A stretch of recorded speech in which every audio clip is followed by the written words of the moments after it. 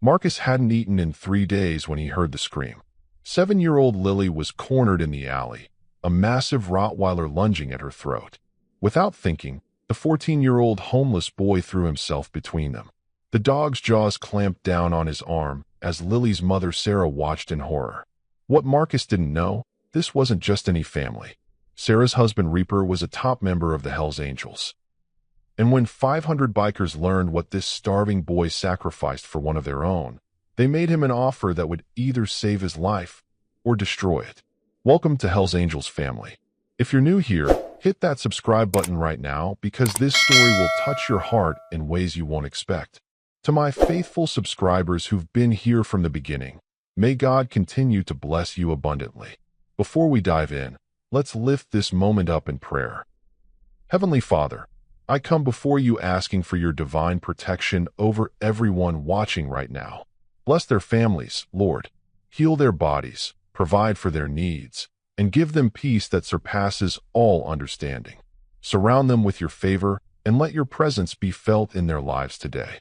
In Jesus' mighty name, amen. Now, what you're about to witness isn't just a story about survival. It's about a 14-year-old homeless boy who threw himself in front of a rabid dog to save a stranger's daughter, and how 500 bikers showed him what family really means when the whole world had abandoned him.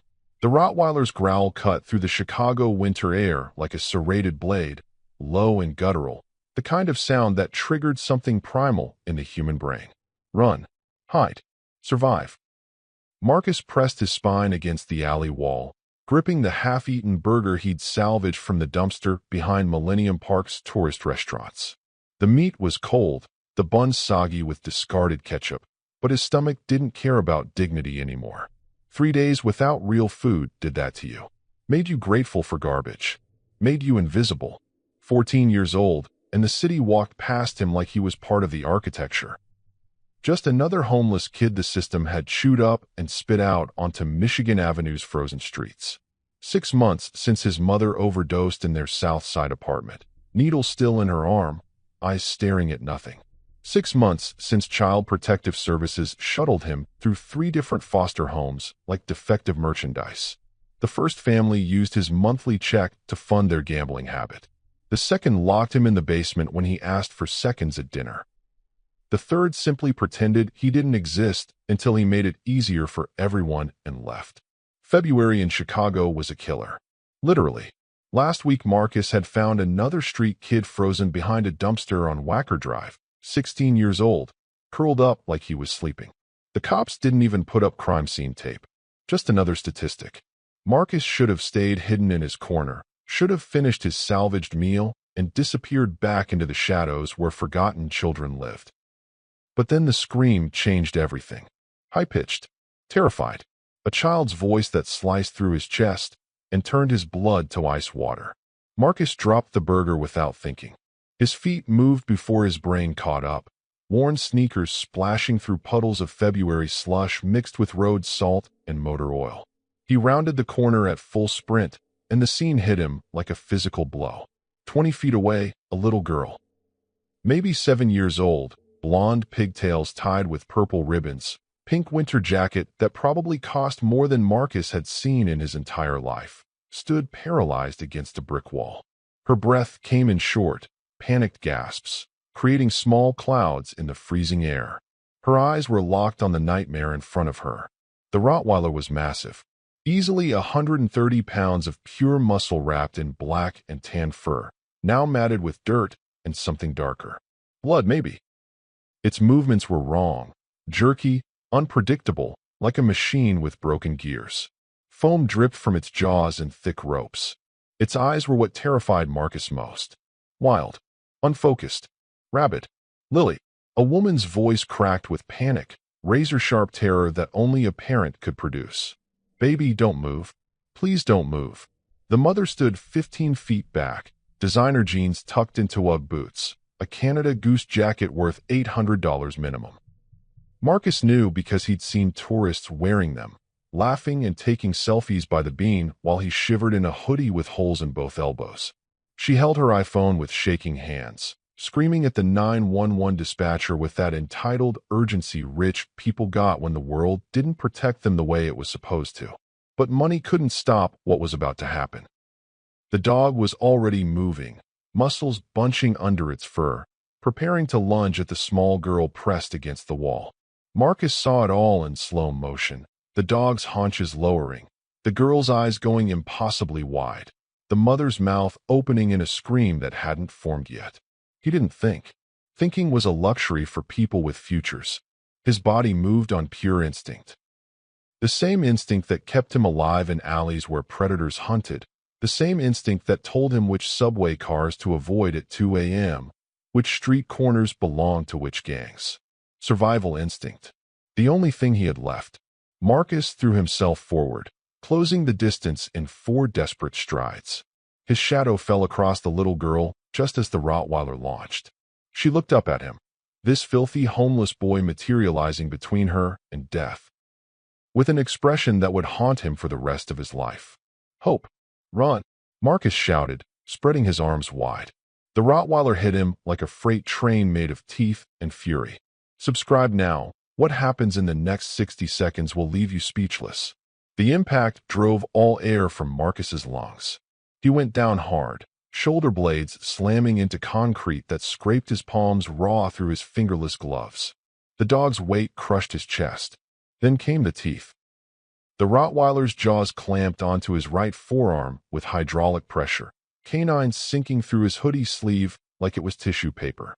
Marcus felt the exact moment teeth punctured skin, a sharp, bright pain that immediately exploded into white-hot agony that consumed his entire world. He screamed. Couldn't help it. The sound tore from his throat, primal and desperate, the kind of scream that acknowledged death was coming and begged it to wait just a little longer. The dog shook its head violently, trying to tear his arm from the socket like a chew toy. Marcus felt tendons stretch, muscle tissue rip, teeth grinding against bone with a sound that shouldn't exist outside of nightmares. Blood soaked through his hoodie, the only jacket he owned, the only thing keeping him from freezing to death in Chicago's brutal winter. His vision blurred. Red crept in at the edges like someone was slowly closing bloody curtains. The pain was beyond anything he'd experienced. Not the hunger cramps that twisted his stomach into knots, not the beating he'd taken from his second foster father's biological son, not the frostbite that had nearly cost him 3 toes last December. This was different. This was his body shutting down, systems failing, darkness rushing in. But through the agony, through the blood loss and terror, Marcus saw something that made it all worthwhile.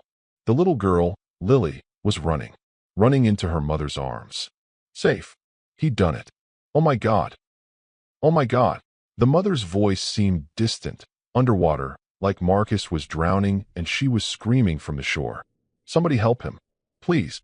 The Rottweiler released his arm for half a second, repositioning its grip for a better angle, and Marcus saw the damage. His forearm looked like raw meat. Blood pumped from puncture wounds in rhythmic spurts. Arterial bleeding, the kind that killed you in minutes. Flaps of skin hung loose. White bone peeked through torn muscle. He was going to die in an alley saving a rich kid whose mother would forget his name by tomorrow. A man's shout cut through the chaos. Hey, hey, get back. A jogger appeared, late 30s, athletic build, wearing a Nike running jacket that probably cost $200. He wielded a metal trash can lid like a shield, eyes wild with adrenaline. He didn't hesitate, didn't calculate the risk. Just swung the lid like a baseball bat, connecting with the Rottweiler's skull with a metallic clang that echoed off brick walls. The dog yelped, confused. The jogger swung again. Again. The third strike sent the animal stumbling backward, finally releasing Marcus's arm. It stood there for a moment, swaying, rabies and concussion fighting for control of its broken brain. Then it turned and bolted down the alley, disappearing into the maze of Chicago's back streets. Marcus collapsed. His right arm was useless, hanging at his side like dead weight. He cradled it against his chest with his left hand, trying to apply pressure the way he'd seen in a first aid video at his old school. Blood soaked through his fingers immediately. Too much blood. Way too much. Stay with me, kid. The jogger dropped to his knees beside Marcus, pressing his expensive Nike jacket against the wounds without hesitation. Ambulance is 2 minutes out. You're going to be okay. You hear me? You're going to be fine. Marcus's eyes drifted past the jogger to the mother and daughter. Lily was crying, hiccuping sobs that shook her small body, but she was alive, breathing, whole. Her mother held her tight, rocking her, whispering reassurances. But the woman's eyes were on Marcus, staring at him with an expression that didn't make sense. Not disgust at his dirty clothes and unwashed hair. Not pity for the homeless kid bleeding out in the alley. Something else entirely. Something that looked almost like recognition, like she was seeing a ghost. "What's your name?" Sarah asked, kneeling down while keeping Lily tucked protectively behind her. Her voice was steadier now, but her hands still trembled. "Marcus." It came out as a whisper. His voice sounded far away, like it belonged to someone else. I'm sorry about your daughter. Sorry." Tears spilled down Sarah's face, cutting clean tracks through her expensive makeup. "You saved her life. That animal would have." She choked on the words, couldn't finish. Couldn't say out loud what would have happened if Marcus hadn't been there. Sirens wailed in the distance, growing closer. The sound triggered Marcus's survival instincts despite the blood loss, despite the shock setting in and making his whole body shake. Ambulance meant hospital. Hospital meant questions. Social workers with clipboards and fake sympathetic smiles. Questions meant Child Protective Services. CPS meant another foster home, another family that would cash the checks and lock him in basements. He tried to sit up, ignoring the way the world tilted sideways. "I should go." "You can't." Sarah's hand pressed gently but firmly on his shoulder, keeping him down. "Your arm." "Marcus, you need surgery. Real medical care. You've lost so much blood." "I don't have insurance." The words tasted like shame, like failure, like every other time he'd had to admit he was nobody with nothing. "Comment where you're watching from. This could happen in your city tomorrow." Sarah's expression hardened into something fierce. "I'll pay for it. Every cent. I don't care what it costs." She said it without hesitation, without calculation, like money was just paper and his life actually mattered. "Why?" Marcus asked. The question came out small, confused. People didn't help him. "That's not how the world worked." "Because you threw yourself in front of a rabid dog for my daughter." Sarah's voice cracked. "Because you're 14 years old and you're bleeding in an alley, and I'm not letting you disappear. My name is Sarah. This is Lily. And you." She reached out and carefully, so carefully, touched his uninjured hand. "You're not alone anymore. Please, let me help you." The paramedics arrived in a blur of flashing lights and urgent voices. 2 of them, both moving with practiced efficiency that came from seeing terrible things every day. They loaded Marcus onto a stretcher, started in 4 in his left arm, wrapped his mangled right arm in temporary bandaging that immediately soaked through with crimson. Sarah stood, still holding Lily, and moved toward the ambulance. "Ma'am, family only," the lead paramedic protested, blocking her path. Sarah's entire demeanor shifted. The crying mother vanished, replaced by someone who commanded rooms and didn't take no for answers. "I'm his emergency contact. His only contact. And I'm not leaving him alone." Something in her voice made the paramedic step aside. The ride to Northwestern Memorial Hospital passed in fragments. Fluorescent lights overhead. The steady beep of monitoring equipment. Lily's small face watching him with wide eyes. Sarah on her phone, making calls in a voice that turned steel-hard when she needed something done immediately. At the emergency room, doctors swarmed Marcus like he was someone important. Like he mattered. They cut away his hoodie. His only defense against Chicago's brutal winter, now ruined beyond repair, and exposed the full damage. One doctor actually gasped. Deep lacerations across his entire right forearm. Puncture wounds that went to the bone, some nearly through it. Torn muscle tissue, severed tendons, damaged nerves. The lead surgeon, a woman in her 50s with kind eyes and steady hands, counted 47 stitches needed before she even started the procedure. They gave him something for the pain through his 4. Morphine, maybe. The world went soft and distant, sounds muffled like he was underwater, wrapped in cotton. Through the fog, He heard Sarah in the hallway making phone calls. Her voice carried that edge people got when they were used to being obeyed, when the word no was a suggestion they ignored. Reaper, you need to come home. Now. Pause. Silence heavy with tension. Something's happened with Lily. Another pause, longer this time. She's fine. She's safe. Because of... Her voice dropped too low for Marcus to hear, becoming just a murmur beneath the hospital's ambient noise. Marcus's eyes drifted shut.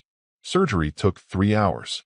When he woke in a recovery room, the painkillers had worn down to a dull throb. The machines still beeped their steady rhythm. The fluorescent lights still hummed their eternal song. But something felt different. Heavy. Dangerous. The air pressure had changed, like right before a thunderstorm. He turned his head, groggy and disoriented. Lily sat in a chair beside his bed, her small hand wrapped around his bandaged fingers. She gave him a tiny smile, eyes still red-rimmed from crying. Sarah stood by the window, arms crossed, posture rigid. She wasn't looking at Marcus. She was watching the door like a soldier on guard duty. The door opened. A man filled the doorway. Not walked through it, filled it. 6'4", easily 250 pounds of muscle wrapped in leather and chains. His arms were covered in tattoos that disappeared under a black vest decorated with patches and symbols Marcus didn't fully recognize. But he recognized the main one. Everyone in Chicago knew that deaths head with wings. Hell's Angels. The man's presence sucked oxygen from the room. This wasn't someone who asked permission. This was someone who took what he wanted and broke anyone who stood in his way. Reaper. Sarah's voice was quiet. Careful. The way you spoke to explosives. Reaper's eyes locked on Marcus. Cold. Calculating. Reading him like a book written in blood and scars and street survival. His gaze traveled from Marcus's face to his bandaged arm to the 4 dripping fluids into his system. Then his eyes shifted to Lily, to her small hand holding the homeless boy's fingers, and something flickered across his face. An emotion too quick and too complex to name. Behind Reaper, 6 more men appeared. All leather. All patches. All radiating the same predatory energy that made Marcus's survival instincts scream run even though he couldn't move. The temperature in the room dropped 10 degrees. These weren't the kind of men who made idle threats. These were the kind who buried bodies in Indiana cornfields and never lost a night's sleep. Reaper's jaw tightened, muscle flexing under his beard. When he spoke, his voice was gravel and thunder and barely contained violence. Everyone out. He didn't look away from Marcus. Didn't blink. I need to talk to this kid. Alone.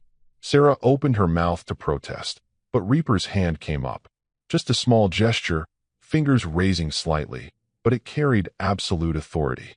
The kind of authority that came from men following your orders into war. Sarah hesitated for 1 heartbeat. 2. Then she took Lily's hand. Her daughter protested with a small whimper and left. The other 6 men followed like shadows. The door clicked shut. Marcus was alone with the wolf. The silence stretched, oppressive and suffocating. Reaper didn't move, didn't speak, just studied Marcus like he was a puzzle that might explode if solved incorrectly. Finally, Marcus found his voice. Are you here to kill me? The question hung in the air. Honest. Direct. The only thing Marcus had left was truth. No point in games when you own nothing. Reaper's expression didn't change, but something shifted in his eyes. Something that might have been respect. That depends, Reaper said slowly, on what you tell me in the next 5 minutes. And Marcus realized with crystal clarity that he had absolutely no idea if he'd just been saved by an angel or marked for death by the devil himself. Reaper moved like a predator, slow, deliberate, each step calculated. He crossed the hospital room and stopped at the foot of Marcus's bed, massive hands gripping the metal railing. The fluorescent lights cast shadows across his face, making him look even more dangerous. Marcus's heart hammered against his ribs. He'd faced street gangs, abusive foster parents, freezing Chicago nights that nearly killed him. But this was different. This man radiated power that came from commanding loyalty through fear and respect in equal measure. How old are you? Reaper's voice was quieter now, but no less intense. 14. Family. Dead. Mom overdosed 6 months ago. Foster care. Marcus's jaw tightened. 3 homes. None of them worked out. Reaper studied him in silence, eyes boring into Marcus like he could read every secret, every lie, every desperate truth. Then something unexpected happened. The big man's shoulders dropped slightly. His grip on the bed rail loosened. And when he spoke again, his voice carried a weight that had nothing to do with threat. "Do you know what the Hells Angels value above everything else?" Reaper asked. Marcus shook his head, confused by the shift. "Loyalty. Brotherhood. Protecting our own." Reaper reached into his leather vest and pulled out a worn photograph, edges frayed from being handled too many times. He held it out. Marcus took it with his good hand. The photo showed a teenage boy, maybe 15, with dark hair and sharp features. He wore a Hells Angels prospect vest and was grinning at the camera with an expression full of life and hope. His name was Danny, Reaper said, and for the first time, emotion cracked through his armor. He was 14. 1 month ago, he threw himself in front of a speeding car to save another member's 6-year-old son. Died on impact. Marcus stared at the photo. The resemblance was unsettling. Same build, same sharp cheekbones, same desperate hunger in the eyes that came from growing up with nothing. The Brotherhood never got to repay that debt, Reaper continued, his voice rough. Never got to show him what it meant to be family.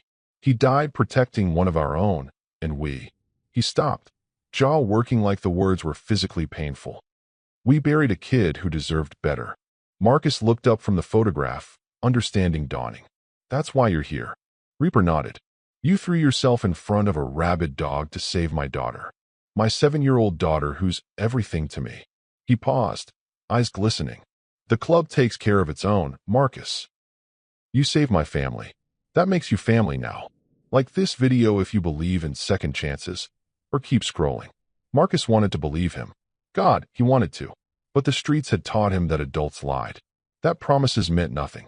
That hope was just another weapon people used to hurt you. Why should I trust you? The question came out harder than intended. Reaper didn't flinch. Because I'm not asking you to trust me. I'm offering you a choice. Walk out of here tomorrow with nothing.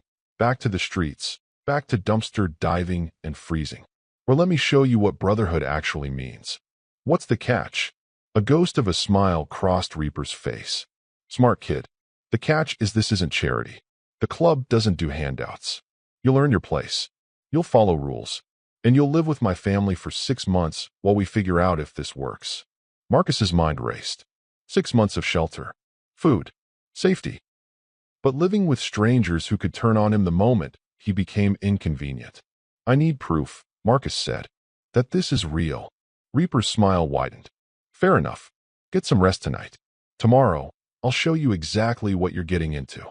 The next day, Reaper checked Marcus out of the hospital against medical advice, signing paperwork that made him temporarily responsible for Marcus's care. They drove through Chicago in Reaper's black SUV, Marcus watching familiar streets pass by with new eyes. They pulled up to a warehouse in an industrial district Marcus recognized from his street wanderings. The building looked abandoned from the outside, broken windows, graffiti-covered walls. But the parking lot held over 100 motorcycles, gleaming chrome and custom paint jobs worth small fortunes. This is our clubhouse, Reaper said, killing the engine.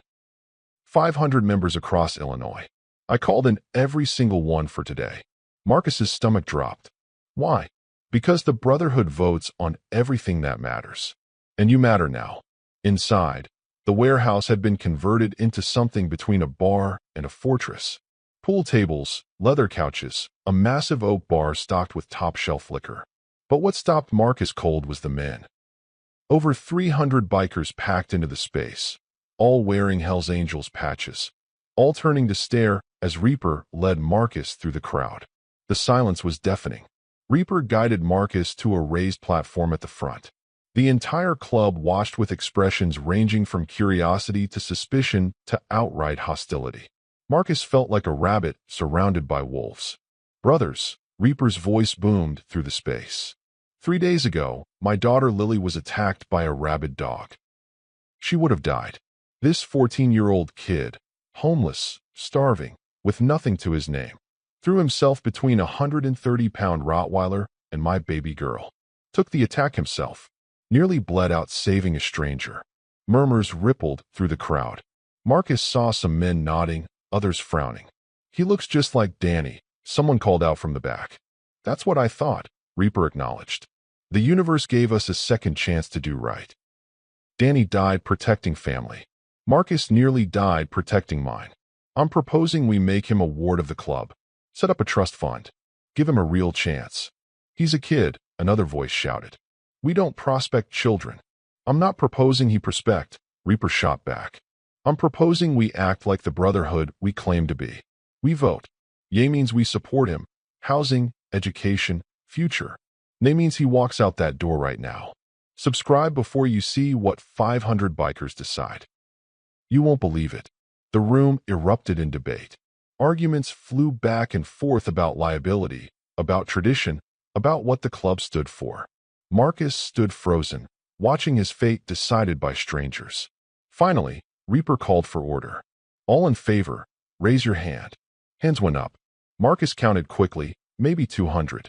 Opposed? Fewer hands. Maybe 75. Abstaining? The rest. Reaper's face broke into a genuine smile. Motion carries. Marcus, welcome to the Hells Angels family. The clubhouse exploded in cheers.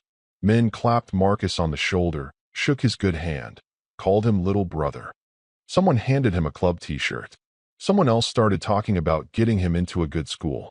It was overwhelming, terrifying, and the first time in 6 months Marcus felt something dangerous bloom in his chest. Hope. Marcus moved into Reaper and Sarah's penthouse that night.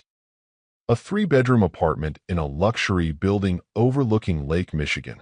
His room had an actual bed with clean sheets, a desk, a closet full of new clothes Sarah had somehow acquired in 6 hours.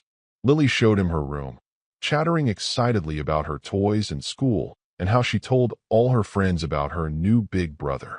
Sarah made dinner, real food, hot and plentiful. Reaper explained house rules with surprising gentleness. It felt like a dream, too good to be real. On his 3rd night, Marcus woke to raised voices. The bedside clock read 2:17 a.m. He lay still, listening. The voices came from the living room, angry, urgent. He crept to his bedroom door and opened it a crack. Reaper stood in the living room facing 3 club members Marcus didn't recognize. All older, all wearing patches that indicated high rank. You don't know anything about this kid's past, one of them snarled, slamming his fist on the coffee table. What if he's a plant? What if CPS sent him to infiltrate the club? That's insane, Reaper growled. Is it? Another member pulled out a manila folder, thick with documents. He dropped it on the table. Marcus's DMV photo stared up from the paperwork, paper-clipped to pages he'd never seen before. Reaper picked up the folder, flipping through it. With each page, his face went paler. Where did you get this? The 3rd member's voice dropped to ice. The question is, Reaper, why didn't you? Marcus didn't sleep the rest of the night. He lay in his new bed, the first real bed he'd had in 6 months, with sheets that smelled like lavender detergent and a mattress that didn't have springs stabbing through fabric, staring at the ceiling while his mind replayed what he'd overheard on an endless loop. What if he's a plant? What if CPS sent him? You don't know anything about this kid's past. Why didn't you? Those words cut deeper than the Rottweiler's teeth. For 3 days, Marcus had allowed himself to hope, to believe that maybe, just maybe, the universe had stopped punishing him for being born. That Reaper's offer of brotherhood was real. That Sarah's kindness wasn't just guilt. That Lily's genuine affection meant he'd finally found somewhere he belonged. But hope was a luxury street kids couldn't afford. Hope got you killed. The manila folder haunted him. What was in those documents that made Reaper's face go pale? What secrets about his mother's death had the club uncovered? And most terrifying of all, what if Marcus himself was the danger they feared? He watched the digital clock on the nightstand tick through the hours. 2:47 a.m., 3:23 a.m., 4:51 a.m. Each minute felt like an interrogation, questions piling up with no answers. When dawn finally broke over Lake Michigan, painting the sky in shades of gray and pink, Marcus gave up pretending he could rest. He got out of bed, careful not to jar his bandaged arm. The stitches pulled with every movement, a constant reminder of how drastically his life had changed in 72 hours. He found Reaper in the kitchen, sitting at the granite island like a monument to exhaustion. The big man nursed black coffee in a mug that looked comically small in his massive hands. Dark circles shadowed his eyes.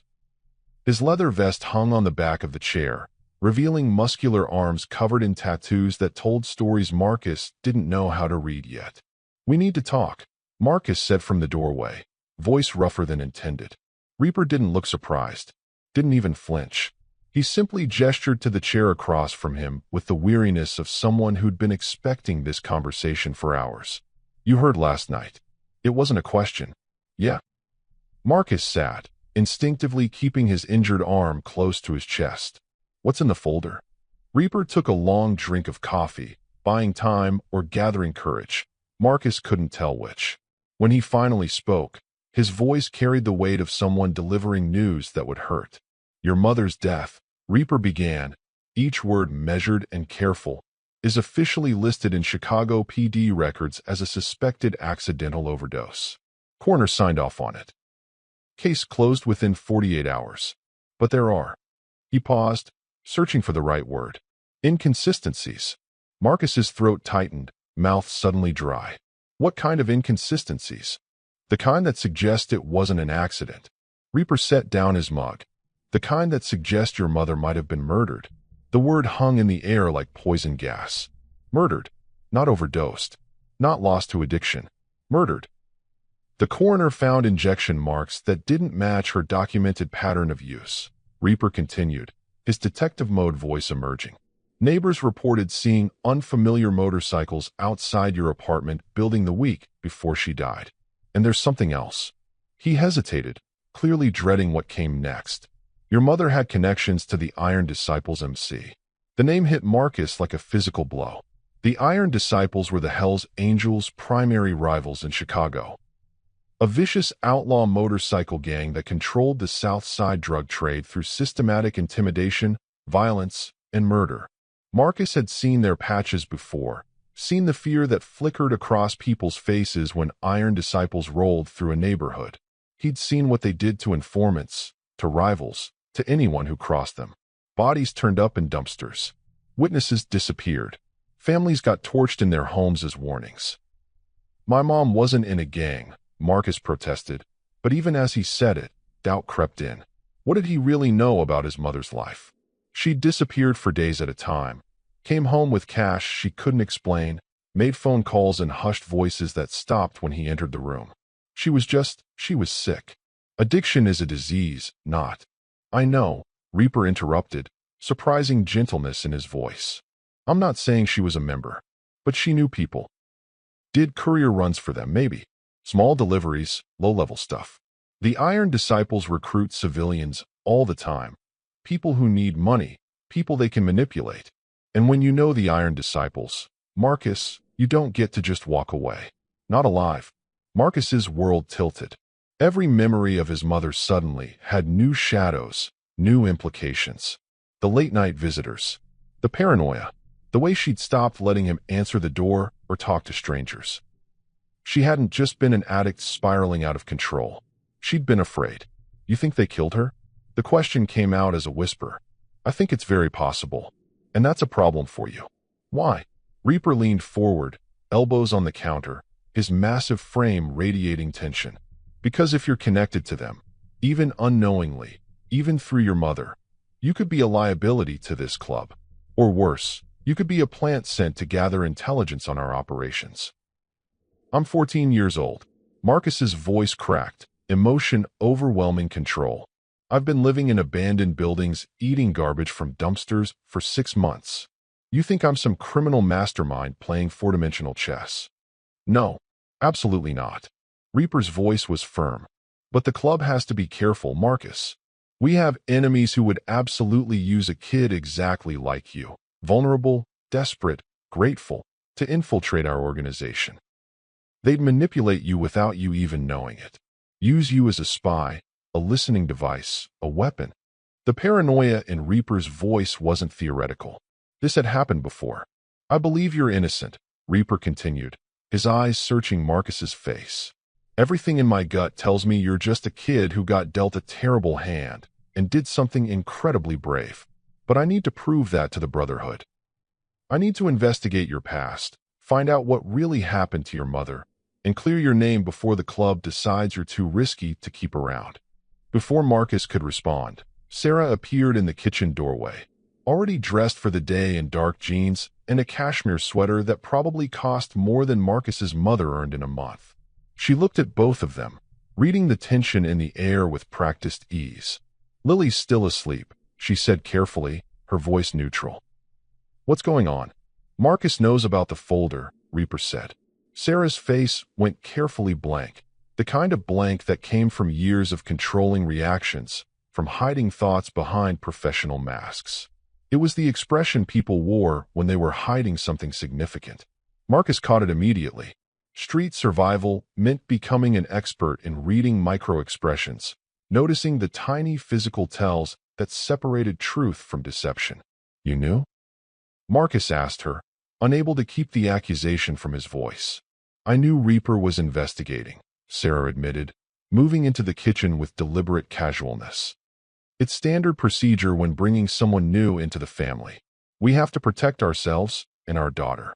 Something about her tone felt rehearsed, prepared, like she'd practiced this conversation in her head multiple times, anticipated this exact question and crafted the perfect response. Marcus filed the observation away, adding it to the growing list of things that didn't quite add up about Sarah. Like and subscribe. You'll need to see where this investigation leads. 2 hours later, a club member named Axel arrived at the penthouse.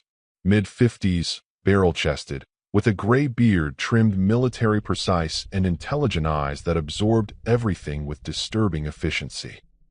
He wore casual clothes instead of club leather, but carried himself with the authority of someone accustomed to command.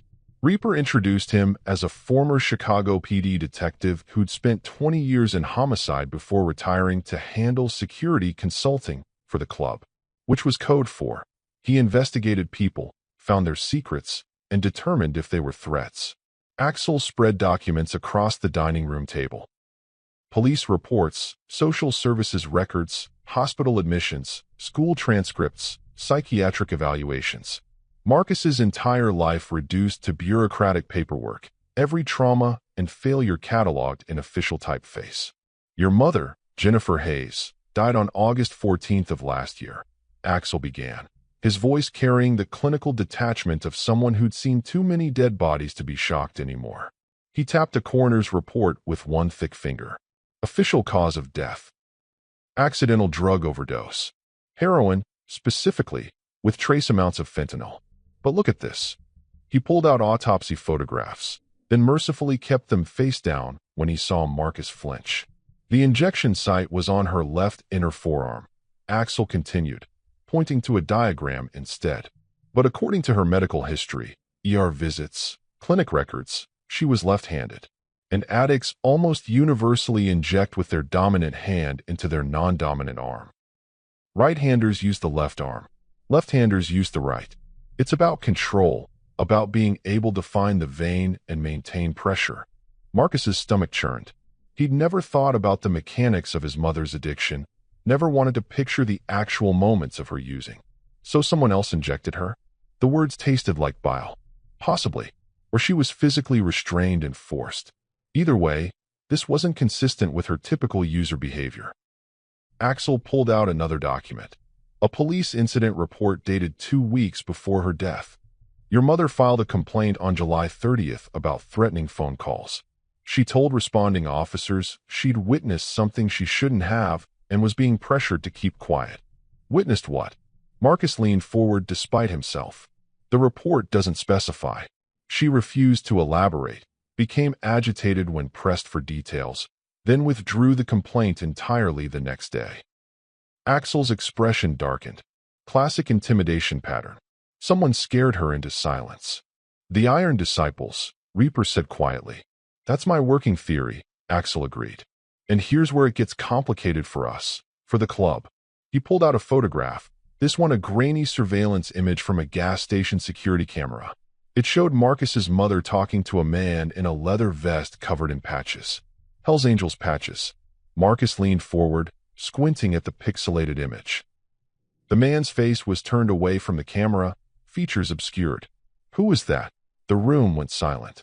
Reaper and Axel exchanged a look heavy with unspoken communication, the kind of look that meant they knew something terrible and were deciding how much to share. We don't know, Axel finally admitted. The image quality is too poor for facial recognition software. But this photo was taken at a gas station 3 blocks from your apartment, 3 days before your mother died. And that vest. He zoomed in on the patches. That's definitely one of ours. So the Hells Angels might have been involved in her death? Marcus's voice rose, cracking with emotion. And you brought me into your home? Let me sleep in the room next to your daughter. We're trying to figure out what happened, Reaper said firmly, his command voice emerging. This could be a member who was trying to help her, trying to extract her from the Iron Disciples. Or it could be someone who's no longer with the club. We expel members, Marcus. When they violate code, when they endanger the Brotherhood, we cut them loose. Hell, sometimes they end up dead. Or, Axel interjected, his tone darker. It could be someone still active who we haven't identified yet. The implications hung in the air like a guillotine blade. What are you saying? Marcus whispered. I'm saying we have a potential security breach, Axel said bluntly.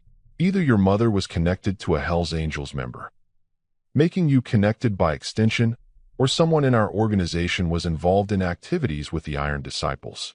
Either scenario is dangerous.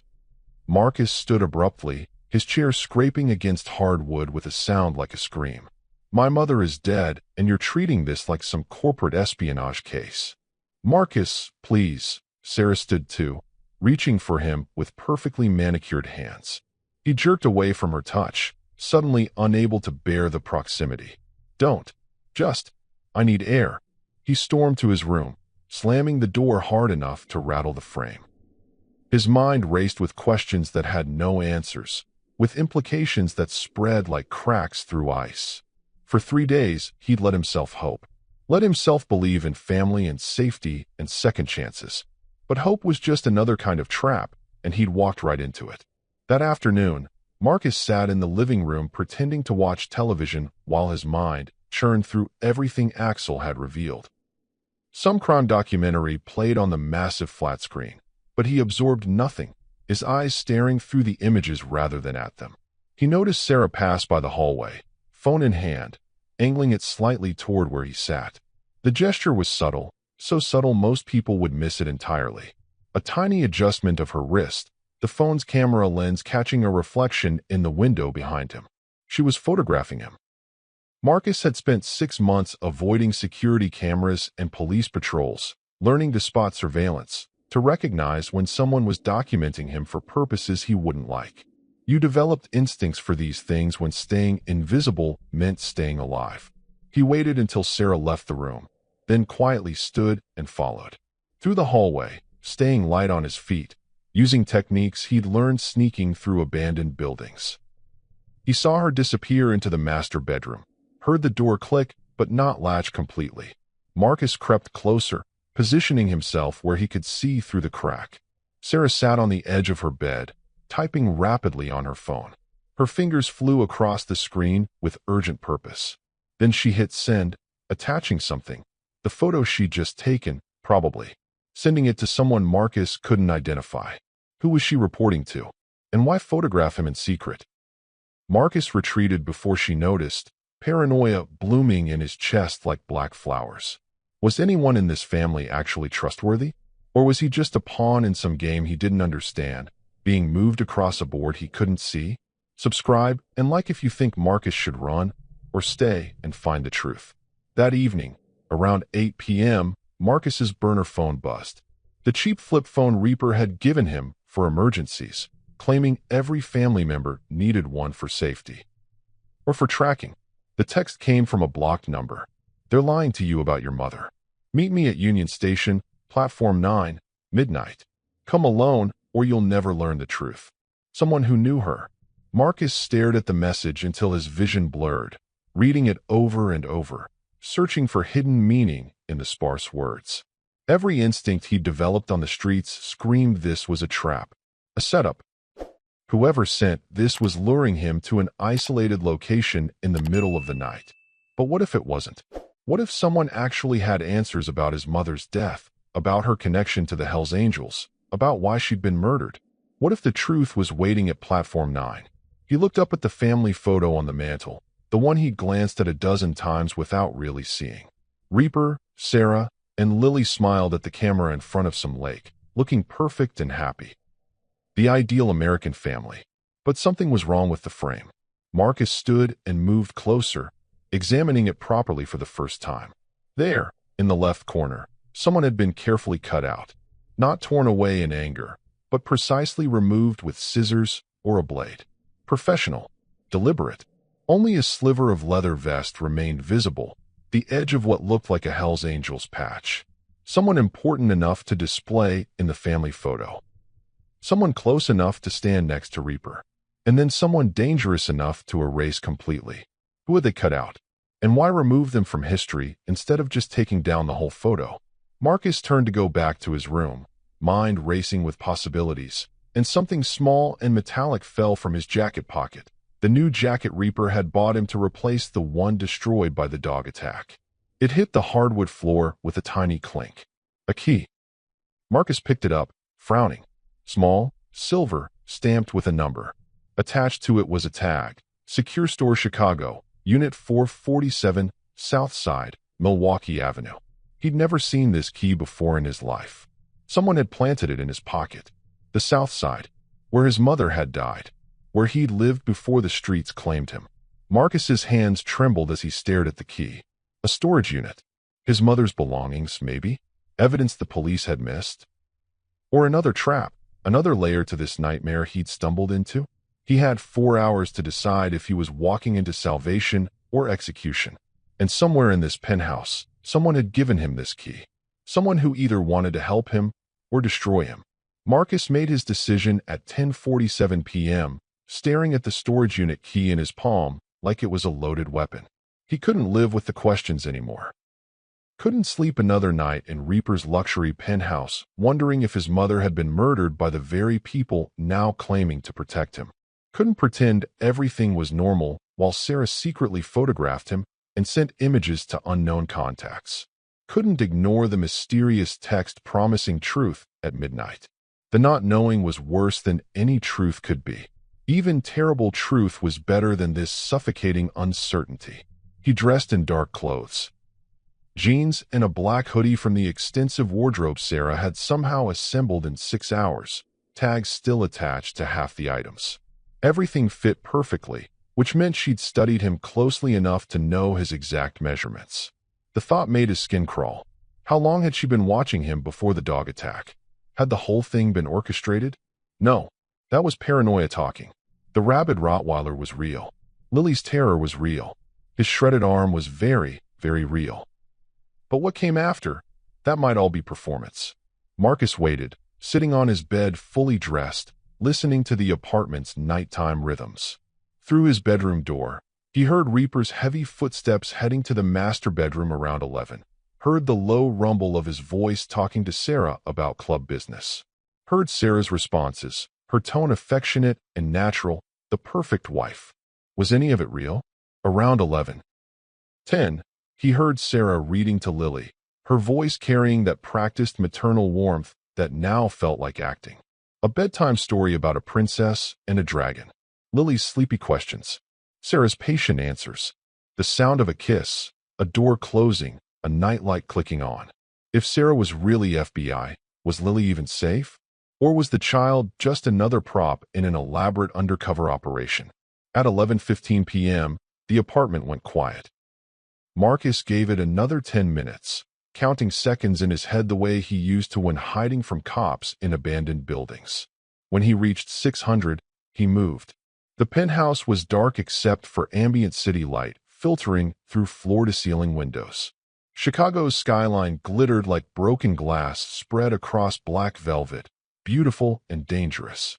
Marcus had learned to move silently over 6 months of street survival.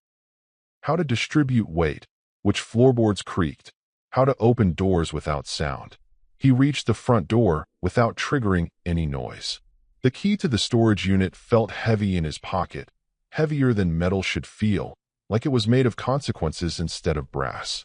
Marcus took one last look at the family photo on the mantel, at the mysteriously cut-out figure that haunted him, at Reaper's proud smile, at Sarah's perfect suburban mom expression that now seemed like a mask.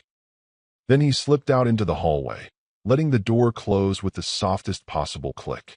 The building's elevator descended in silence. Marcus watched the floor numbers count down, each digit bringing him closer to answers or disaster. The storage facility on Milwaukee Avenue looked exactly like what it was, a place where people hid things they couldn't keep at home. Secrets behind padlocks, lies in cardboard boxes, evidence waiting to condemn or exonerate. Marcus arrived via the Red Line train, having paid cash for the fare to avoid any electronic trail. His burner phone showed 11:43 p.m., 17 minutes until the mysterious meeting at Union Station. He'd go to the storage unit first, get answers, then decide if the midnight meeting was worth the risk of walking into an ambush. The facility was mostly automated. A gate with a numeric keypad, security cameras mounted at intervals that probably didn't work or weren't monitored, rows of orange metal doors stretching into shadow. The place smelled like concrete and motor oil and abandonment.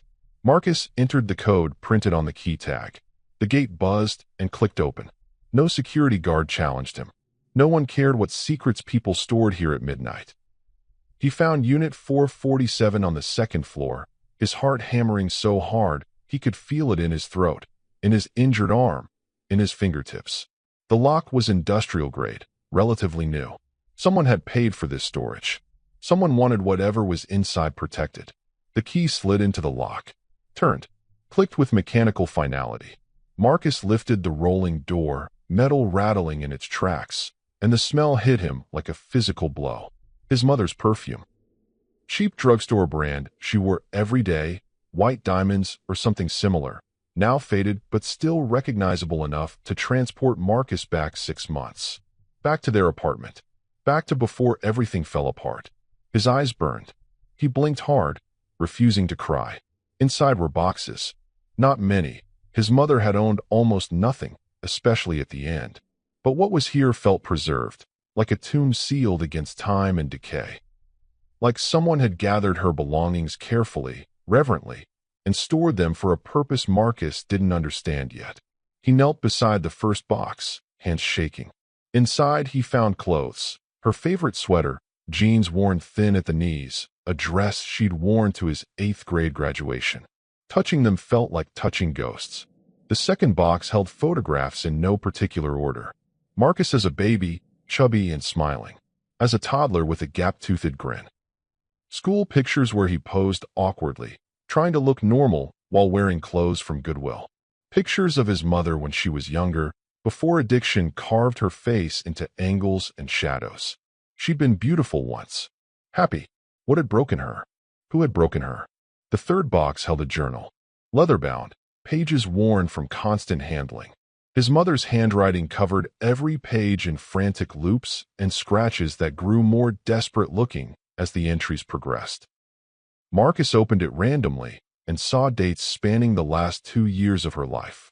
His hands trembled as he flipped to the final entries, dated just days before her death.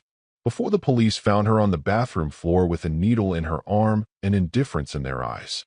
August 10th. They know I saw what happened at the warehouse. The Iron Disciples called again tonight, 3rd time this week. Block number, but I know it's them. Said if I talk to police about what I witnessed, they'll hurt Marcus. Said they know where he goes to school, what route he walks home. I can't let them near my son.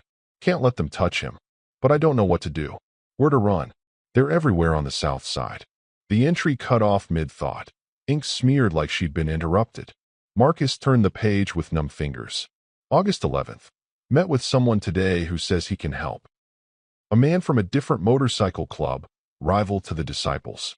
He said his organization protects people from the Iron Disciples, that they have resources and territory where I'd be safe. But I don't trust him. The way he looked at me, like I was already dead, like I was just a problem to be solved. His name is Reaper. God help me, His actual road name is Reaper. What kind of savior calls himself Death? Marcus's blood turned to ice water in his veins. His vision tunneled. Reaper. The man currently sheltering him had approached his mother days before she died. August 12th. Reaper came to the apartment today. Marcus was at school. Thank God. Didn't want my son seeing these people. Reaper said, I need to testify against the Iron Disciples in federal court, that it's the only way to protect Marcus long-term. But I've seen what happens to witnesses. I've seen the bodies they find in dumpsters with their tongues cut out. He keeps talking about protection, about brotherhood, about how his club takes care of people. But all I see is another gang wanting to use me. Another group of violent men treating me like a tool. I told him no. He didn't like that. Said I was making a mistake. Said the disciples won't stop until I'm silenced permanently. Then he left, and I've been terrified ever since. August 13th. Can't sleep. Can't eat. Keep checking the locks. Keep looking out the window. Someone's watching the building. Dark SUV parked across the street for 3 hours today. Disciples? Hell's Angels? Does it matter? They're all predators, and I'm just prey. The entries stopped. 3 days later, Jennifer Hayes was dead. Like and subscribe if your heart is racing, because it gets worse. Marcus sat back on his heels, the journal clutched against his chest, breathing hard like he'd sprinted a mile. His mother had been terrified of Reaper, had refused to cooperate with him. And then she died under suspicious circumstances that were written off as an accidental overdose. And now Marcus was living in Reaper's home, eating at his table, sleeping in his daughter's room, calling him family. Had Reaper orchestrated everything? Killed his mother, waited 6 months, then used the dog attack as an opportunity to recruit Marcus? Was this all some elaborate scheme to control the son of a witness who wouldn't cooperate? Or was Marcus connecting dots that didn't form a real picture, seeing conspiracy where there was only terrible coincidence? He didn't know, couldn't know, not without confronting people who might kill him for asking the wrong questions. Marcus checked his phone. 11:54 p.m. 6 minutes to get to Union Station, which was at least 15 minutes away. He ran. Marcus barely made it to Union Station by midnight, sprinting the last 3 blocks with the journal clutched against his chest, lungs burning, injured arm throbbing with each jarring step. Platform 9 was in the older section of the station, mostly abandoned at night, trains infrequent after 11, shadows thick enough to hide anything or anyone. He arrived at 12:04 a.m., breathing hard, scanning the empty platform with wild eyes. At first he saw nothing. Just darkness and distant city sounds and the hollow echo of his own footsteps. Then a figure emerged from the shadows near the far stairwell. Sarah, but not the Sarah he knew. Not the concerned mother in cashmere sweaters and designer jeans. This Sarah wore tactical gear, dark cargo pants, fitted jacket with too many pockets, something that looked like body armor underneath. Her hair was pulled back severely. Her whole demeanor had changed from soft to sharp, from maternal to military. You came, she said, voice cold and professional, stripped of all warmth. Smart choice. What the hell is going on? Marcus backed away instinctively, suddenly aware he was trapped. Platform behind him dropping to train tracks, Sarah blocking the only exit. Sarah reached into her jacket. Marcus flinched, expecting a weapon. Instead, she pulled out a badge. FBI. Gold shield catching ambient light. Special Agent Sarah Mitchell, Organized Crime Division. I'm not Reaper's wife, she said flatly, each word precisely delivered. I'm a federal agent embedded in a deep cover operation investigating the Hells Angels for racketeering, trafficking, and murder. Lily is my biological daughter, yes. But Reaper doesn't know what I really am. Thinks I'm just a civilian he married 3 years ago. Marcus felt the ground shift beneath him, reality rearranging into nightmare configurations. You've been using me. This whole time. I've been doing my job. Sarah's eyes hardened into something almost reptilian.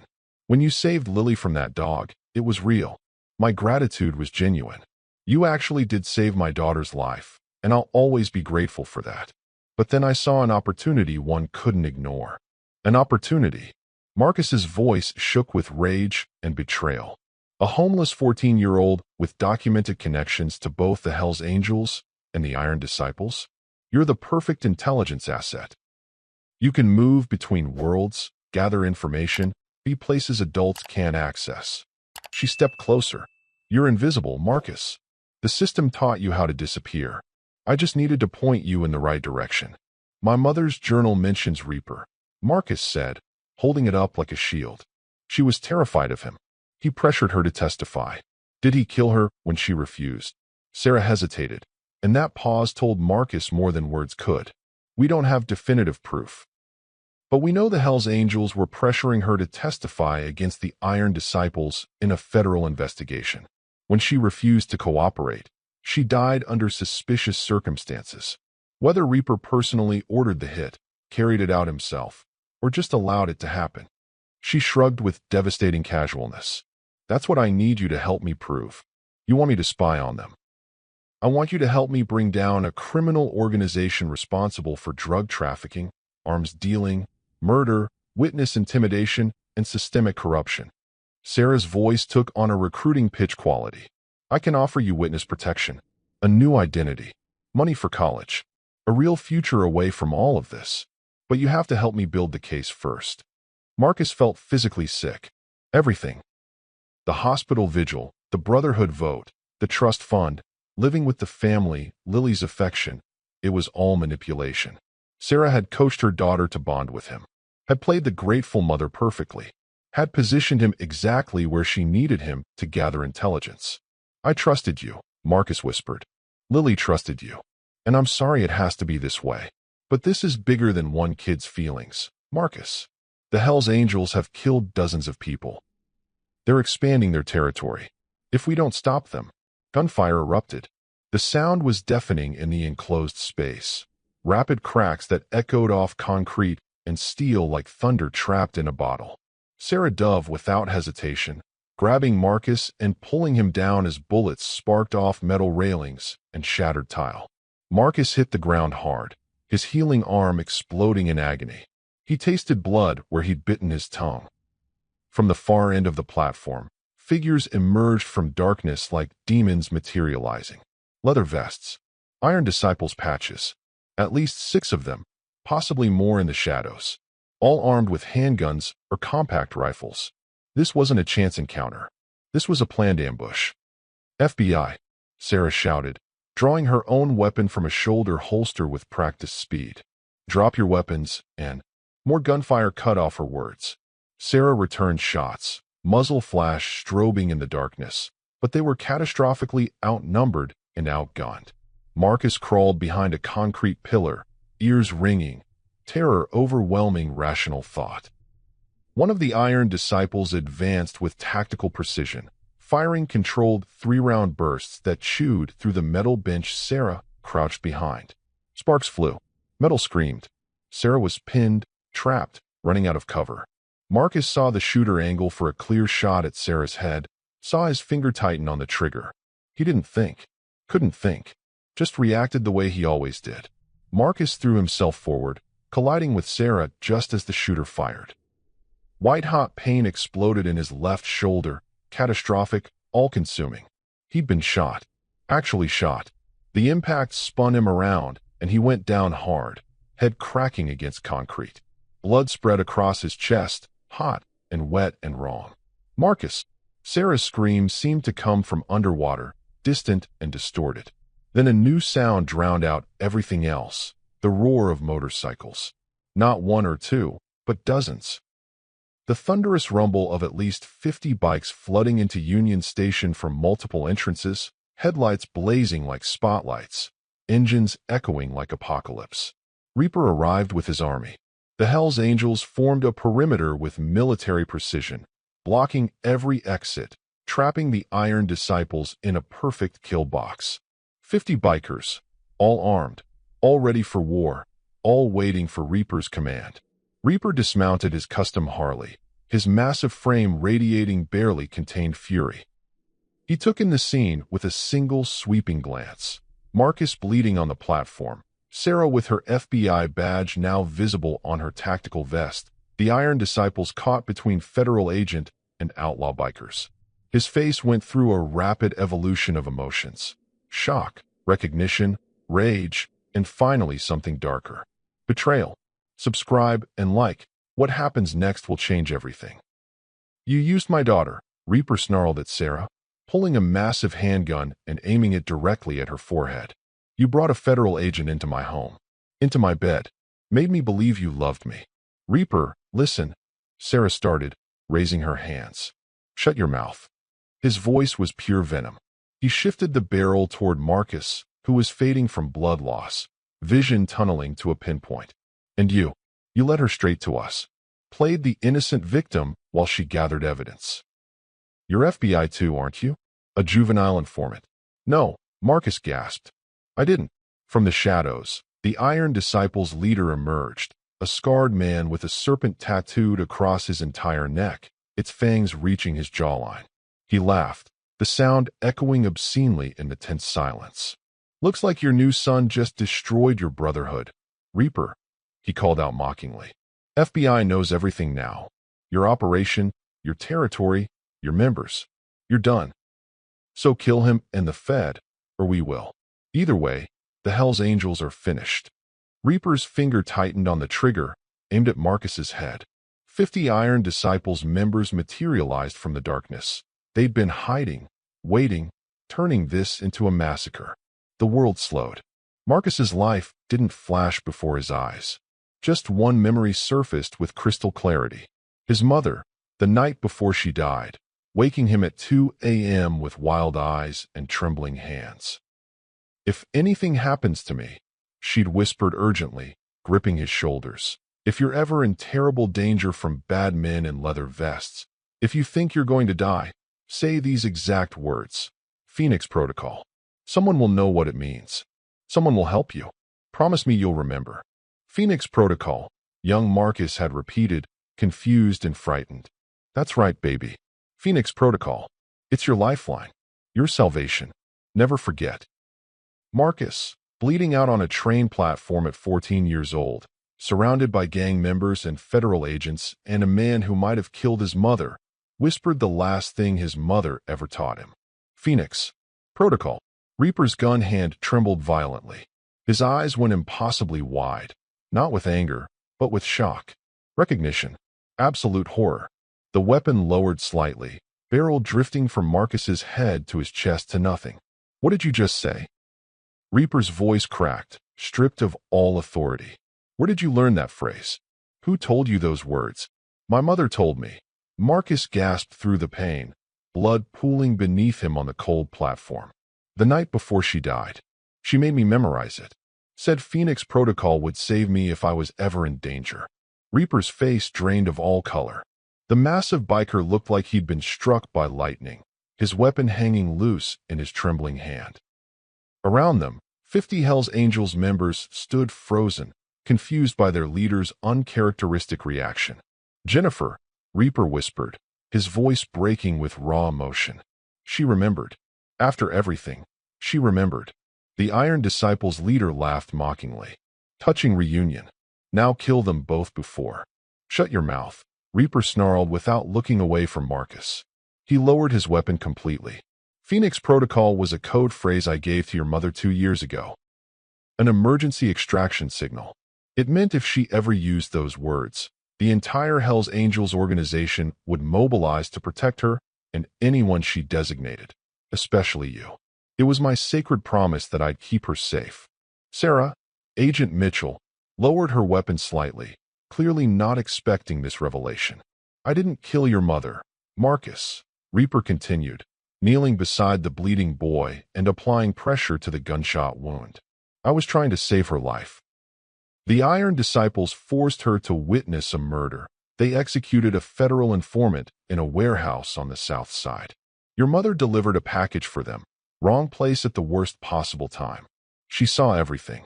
Marcus's vision swam, consciousness fading at the edges, but he forced himself to focus through the pain. She wrote in her journal, she was terrified of you. Because I told her a hard truth she didn't want to hear.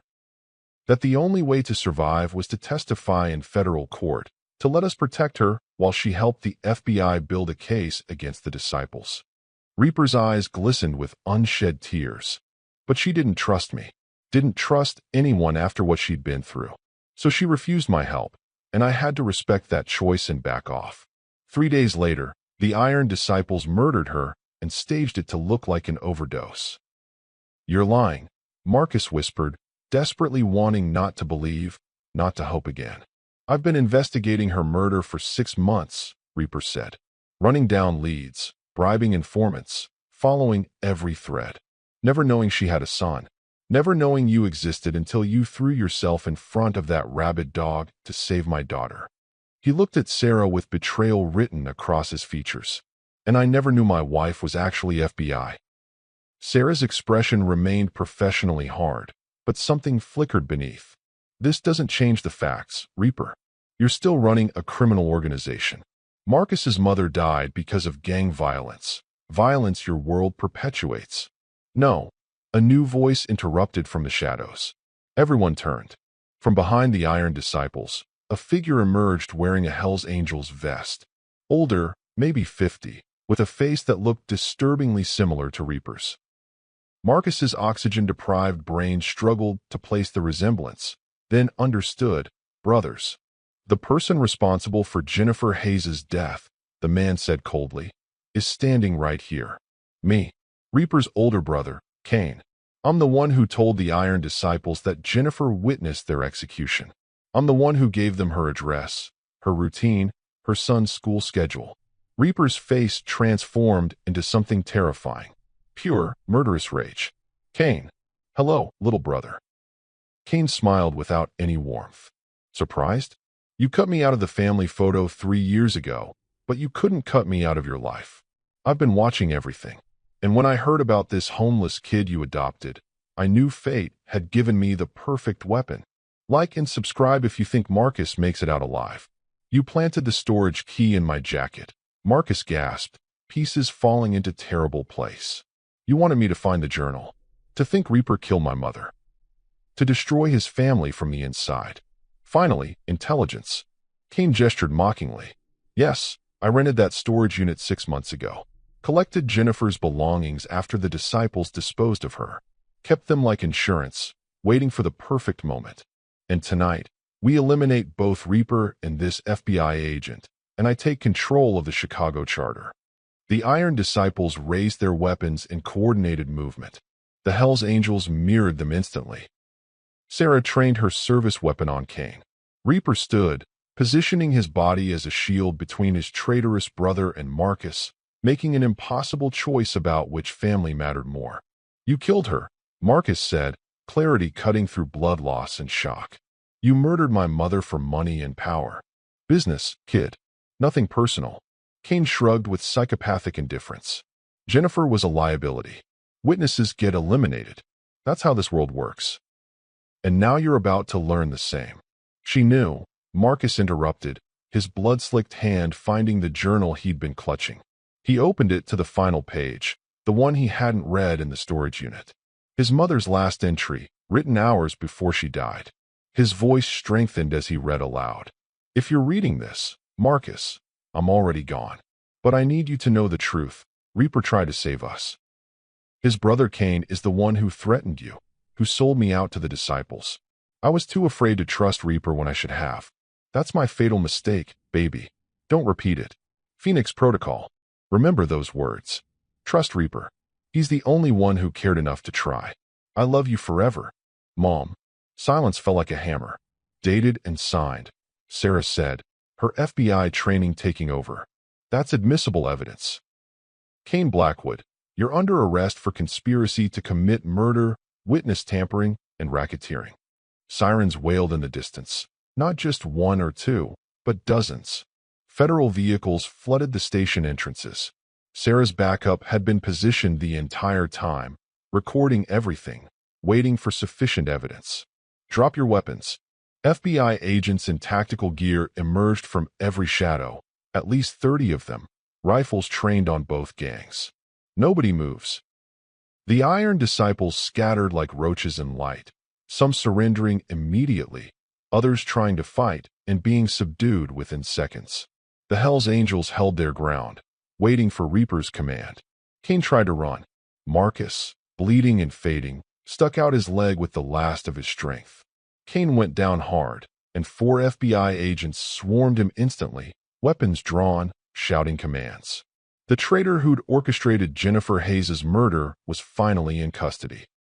Paramedics rushed onto the platform. Reaper stayed beside Marcus, maintaining pressure on the gunshot wound. "Stay with me, kid. You're going to make it. You're strong like your mother." "Sarah," Marcus whispered. "The cutout person in the photo, that was Kane, wasn't it?" Reaper nodded grimly. 3 years ago, I discovered he was stealing from the club and working with our enemies. I expelled him from the Brotherhood and my life. Thought that was the end." He looked at Sarah with complicated emotions. "But I never knew my wife was FBI agent Sarah Mitchell, or that this entire marriage was an undercover operation." Sarah approached, holstering her weapon, her professional mask cracking slightly. "It started as an assignment, Reaper. But Lily is real. Our daughter, everything about her, is real. And somewhere along the way," she looked at Marcus, then back at Reaper, "maybe this 14-year-old kid showed both of us what actually matters. Not revenge, or cases, or territory. Family. Real family." Marcus's vision blurred as paramedics loaded him onto a stretcher. He'd lost dangerous amounts of blood. But before unconsciousness claimed him, he heard Reaper's voice, strong and certain. "Phoenix Protocol is activated, Marcus Hayes. You're family now. Real family. And we protect our own. Always." 6 months later, Marcus stood in Reaper and Sarah's living room, his shoulder fully healed except for a scar he'd carry forever. The wound from the dog attack had recovered well, though he'd never regained full strength in that arm. The past 6 months had been transformative. Sarah's FBI investigation had dismantled the Iron Disciples' Chicago operations entirely. Kane was serving consecutive life sentences for murder conspiracy, racketeering, and a dozen other charges. Justice, finally, for Jennifer Hayes. Reaper had cooperated fully with federal authorities, providing testimony that distinguished between the Hells Angels' legal motorcycle club activities and individual criminal actions. Some members had been arrested, others expelled. The organization was reforming, slowly, under new leadership that emphasized brotherhood over violence. And Marcus had stayed with the family, not as an informant or a symbol, but as a genuine son and brother. Sarah had left the FBI, unable to continue the deception, choosing her family over her career. She and Reaper were in therapy, rebuilding trust one painful conversation at a time. It wasn't perfect. Some days were harder than others, but they were trying. Lily had just turned 8. She called Marcus her big brother without hesitation, showed him off at school, drew pictures of their family that now hung on the refrigerator. "You ready?" Reaper asked, adjusting Marcus's tie. Today was the official adoption hearing. After months of legal battles, background checks, and court appearances, Marcus Hayes was about to become Marcus Hayes Blackwood. A real family, legal and permanent. "I'm ready," Marcus said, and meant it. At the courthouse, the judge reviewed the paperwork with a kind smile. "This is unusual, a minor voluntarily choosing adoption after age 12. Marcus, you understand this is permanent? That Reaper and Sarah Blackwood will be your legal parents with all rights and responsibilities." "Yes, Your Honor." Marcus's voice was steady. "They saved my life. Not just from the dog or the gunshot. They gave me a reason to stop surviving and start living. Subscribe and like. This is what second chances look like." The judge signed the decree. "Congratulations, Mr. and Mrs. Blackwood. You have a son." The courtroom erupted in applause. 50 Hells Angels members had shown up in support, wearing suits instead of leather, respecting the solemnity of the moment. Sarah's FBI colleagues attended too, witnesses to an ending nobody had expected. Outside the courthouse, news cameras waited. Marcus's story had made national headlines. Homeless boy saves biker's daughter, exposes murder conspiracy, finds family. Hollywood producers had already called about adaptation rights. But Marcus wasn't interested in fame. He just wanted normal. Reaper put his arm around Marcus's shoulders. "Your mother would be proud. You chose truth over revenge. Family over anger. That takes real courage." "Phoenix Protocol," Marcus said quietly. "She gave me the code to save my life. But really, She gave me the code to find you. To find home. Sarah wiped tears from her eyes. Lily grabbed Marcus's hand and didn't let go. They walked to Reaper's truck as a family. Imperfect, complicated, scarred by trauma, but bound by choice. Not the family Marcus was born into, but the family he'd earned through sacrifice and survived through courage. As they drove home through Chicago's streets, Marcus looked out the window at the city that had nearly killed him. The alleys where he'd hidden, the dumpsters where he'd scavenged, the abandoned buildings where he'd frozen. All of it was behind him now. His future wasn't perfect. He'd start therapy next week to process the trauma. School would be challenging after missing so much. The nightmares would probably never fully stop, but he'd face all of it with family beside him. That night, Marcus placed his mother's journal in a box with her photographs and the Phoenix Protocol note. He didn't need to carry it anymore. Her final gift, trust and hope, lived in him now. On his desk sat college brochures. On his wall hung Lily's drawings. In his closet were clothes that fit and a winter coat that would keep him warm. And in the living room, a new family photo had replaced the old one. Reaper, Sarah, Lily, and Marcus, all smiling. Nobody cut out. Nobody erased. Marcus Hayes Blackwood had finally come home.